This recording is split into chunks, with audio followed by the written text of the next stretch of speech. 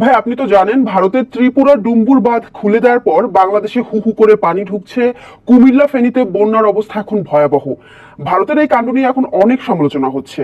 আপনার কি মনে হয় না ভারতের এই বিষয়টি নিয়ে জবাবদিহিতা দেওয়া উচিত, দায়বদ্ধতা থাকা উচিত? আমাদের নদীগুলা মেরে ফেলার পেছনে ভারতের যে মানে আমি এইটাকে বলবো এর যে অনাচার পৃথিবীর বুকে আর হইতে পারে না, কিন্তু আমরা কি সেই নেগোশিয়েট করতে পেরেছি? আপনি প্রত্যেকটা নদীর কথা বলেন, তিস্তার কথা বলেন, পদ্মার কথা বলেন, সিলেট জোনের যে নদীগুলো আছে তাদের দেশে বন্যা হয়েছে তারা এখন খুলে দিচ্ছে। তো যখন সামার সিজন থাকে সেই টাইমেও তো বাঁধগুলা খুলে দেওয়ার কথা, তারা তখন খোলে না কেন? তাদের জন্য আমাদের লক্ষ লক্ষ হেক্টর জমির ফসল ক্ষতিগ্রস্ত হয়, খরার মুখে পড়ে। দেশের মানুষকে এটা জানানোর দরকার যে আমাদের নদ নদী নিয়ে তারা কিভাবে রাজনীতি করে বেড়াচ্ছে, আমাদের দেশের মানুষের ন্যায্য হিস্সা কিভাবে দিচ্ছে না।